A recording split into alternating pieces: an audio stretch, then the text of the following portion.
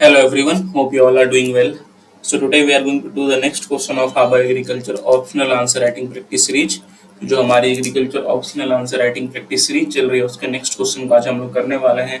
And today's question is discuss the causes of high price spread in agriculture commodities and suggest the measures to minimize the price spread. क्या क्या regions हैं, what are the causes that we can see high price spread in agriculture and how can we minimize those. We have to suggest measures, we have to write the causes and we have to then suggest the measures. So this question was asked in the agriculture optional paper of UPSC IFOS examinations, that is Indian Forest Service examinations of 2022. जो 2022 की IFOS examinations थी उसमें ये question पूछा जा चुका है. So it becomes very important to us to see how can we approach the answer. इसलिए काफी इंपॉर्टेंट हो जाता है हमारे लिए ये जानना कि कैसे हम इस आंसर को अप्रोच कर सकते हैं.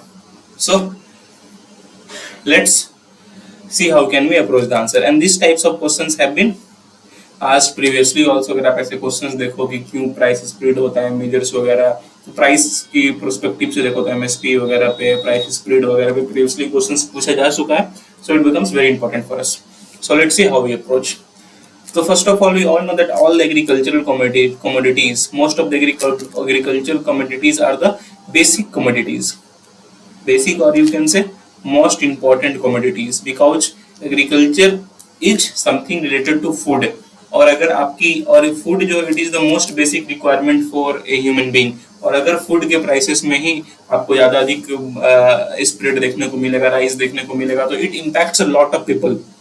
अगर एक मर्सिडीज की price, suppose there is a car named Mercedes Benz, अगर उसकी प्राइस 1 करोड़ से 2 करोड़ हो रही है तो it will affect less people as compared to the prices of rice if it goes 100 from 50.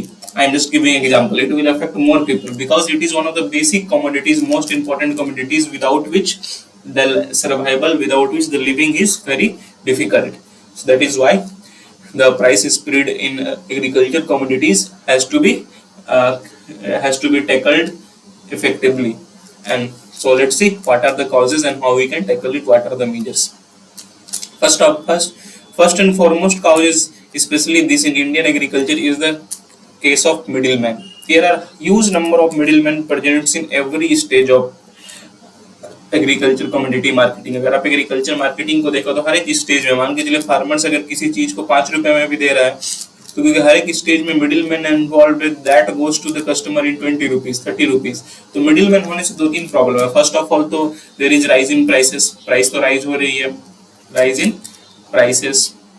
Secondly, जो प्राइस राइज हो रही है इसका बेनिफिट क्या फार्मर्स को नहीं मिल पा रहा है. जब benefits are not been transferred to the farmers, because if the price is rising, obviously the agriculture income of the farmers would be rising, but that is not the case. Most of the times these middlemen benefits a lot from it. Okay, so इसीलिए I don't say that there should be no middleman, because the farmers को जा करके directly करना, it is not easy for an uneducated farmer of village, but the huge number of middleman is the problem. Suppose in case of here we have 4 middlemen, we would have only 2 middlemen. So what happened? This 20 rupees would be rupees 10 or would be rupees 12. So huge number of middlemen should be is the major problem. So काफी ज्यादा middlemen होना is the major problem. Secondly, stocking. Most of time what happens, जो भी हमारी essential commodities हैं जो कि उसको स्टॉक कर लिया जाता है, तो उससे क्या होता है, many times many big businessmen, many big farmers also do that. They stock the components. Suppose कि आप कभी सुनते हो कि पोटैटो को स्टॉक कर लिया या फिर अनियंस को स्टॉक कर दिया, तो इससे क्या होता है कि स्टॉकिंग होने से क्या होता है कि मार्केट में किसी उस चीज की जो है अवेलेबिलिटी कम हो जाती है. So due to stocking the availability of the component of the agriculture community in the market is less. अब स्टॉक कर लिया तो मार्केट में कहाँ जाएगा, सब स्टॉक है. उसके बाद धीरे धीरे क्या होता है, मार्केट में तो डिमांड रहता है, अब obviously people are not going to survive without potato, onion and rice and tomatoes. तो क्या होता है कि मार्केट में डिमांड बढ़ जाता है और ये अवेलेबिलिटी रहती नहीं है, बिकॉज इसको स्टॉक कर लिया जाता है. तो इससे क्या होता है कि प्राइसेस राइज होने लगते हैं. उसके बाद जब प्राइसेस राइज हो जाते हैं, then they bring these things in the market and sell them into high prices.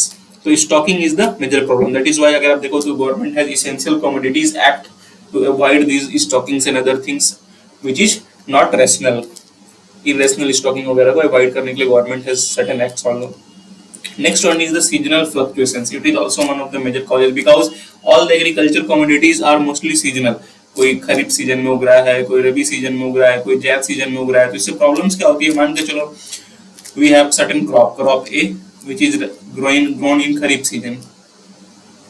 तो अब क्या हो रहा है कि इसकी अवेलेबिलिटी खरीफ सीजन में, जब खरीफ सीजन का हार्वेस्ट कब होगा, सपोज अक्टूबर में इसकी हार्वेस्ट हुई, तो अक्टूबर से दिसंबर इसकी अवेलेबिलिटी काफी ज्यादा रहेगी, तो इससे क्या होगा?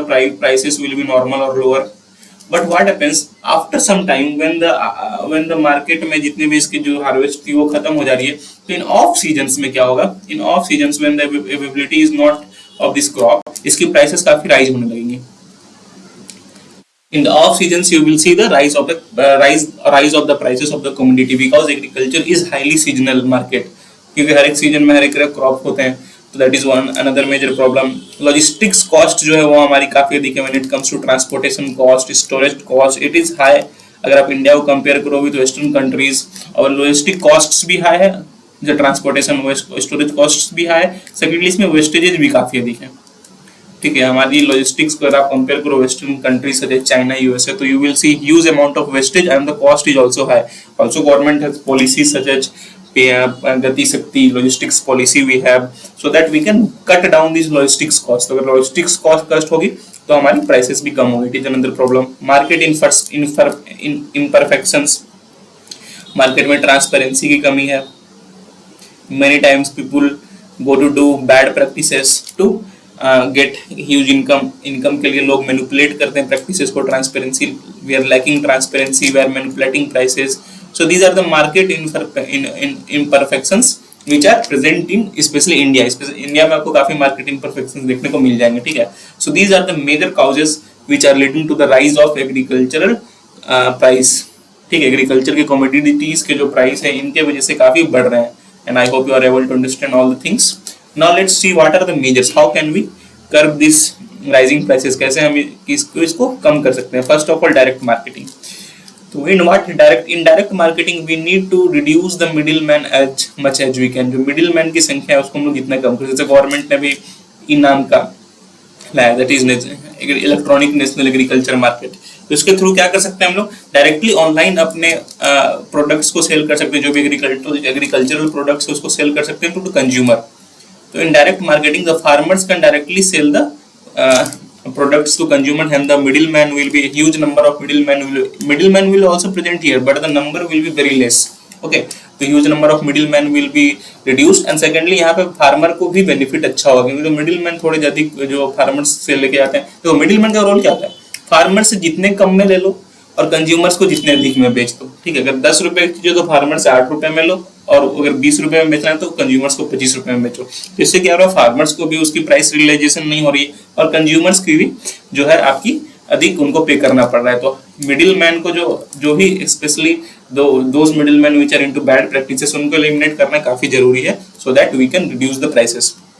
Secondly we need to improve infrastructure, we need to improve our logistics, especially transportation, storage, and these things will also help us in reducing the prices. Price information systems, that is we need to establish price information systems through which real time price monitoring can be done. Real time price monitoring can be done. The information of the prices is available to both consumers and farmers, and they are able to negotiate in the better prices. So price information systems should be developed. We need to promote cooperatives. What happens? Suppose we are only sole farmer, एक लौता farmer कहीं पे जा करके कुछ inputs ले रहा है, तो he will have to pay more for the inputs. और इससे क्या होगा? जब इनपुट का कॉस्ट अधिक होगा तो हमारा प्रोडक्शन कॉस्ट ऑब्वियसली बढ़ जाएगा. But when we are promoting cooperatives, because here we are bulking the farmers, 10-20 farmers एक साथ आके ह्यूज हेक्टेयर लैंड में जा रहे हैं, तो उससे क्या हो रहा है? उनकी इनपुट्स की कॉस्ट भी बढ़ रही है, प्रोडक्टिविटी भी बढ़ रही है, जिससे क्या हो रहा है? Production cost will come down, and when the production cost will come down, obviously the marketing prices, the selling prices will also be reduced. And secondly cooperatives are very useful for farmers. Farmers collectively negotiate nicely. So bringing cooperatives in the agriculture is very important. It has many varied benefits, and one of them is it will regulate the prices also. It will keep the prices under control. And the most important thing is the government intervention. Government need to intervene in these things from time to time. The government needs to implement policies, government needs to provide subsidies, government need to regulate the market regulation. So all these things are need to be done by government. All every time whenever there is problem, these things to be intervened by the government. So these are the things which you can do. So I hope you are able to understand these things. So that is all for today. So these are the I have discussed all the causes, major causes and the measures. आप और भी points इसमें add कर सकते हो. If you want to add points, there are scope of improvement obviously. तो आप इसमें पॉइंट्स ऐड कर सकते हो, और जो भी आप पॉइंट्स नए पॉइंट्स ऐड कर रहे हो, let us know by commenting. Comment करके वो पॉइंट्स हमें बताओ, सो दैट हमें भी पता चले कि जो आप पॉइंट्स ऐड कर रहे हो, जिस डायरेक्शन में आप जा रहे हो, दैट इज राइट और wrong. So please do add points if you want to do in your answers. So that is all for today. Please do like करें, शेयर करें, सब्सक्राइब करें. It takes a lot of hard work to make such videos for you on regular basis. Regularly आप सबके लिए ऐसे videos बनाने में काफी हार्ड वर्क लगता है, और अगर आप लाइक करते हो, शेयर करते हो, सब्सक्राइब करते हो, तो काफी मोटिवेशन मिलता है हमें कि हम और ऐसे वीडियो रेगुलरली आप सबके लिए बना पाए. सो that is all for today. Have a nice day. Thank you.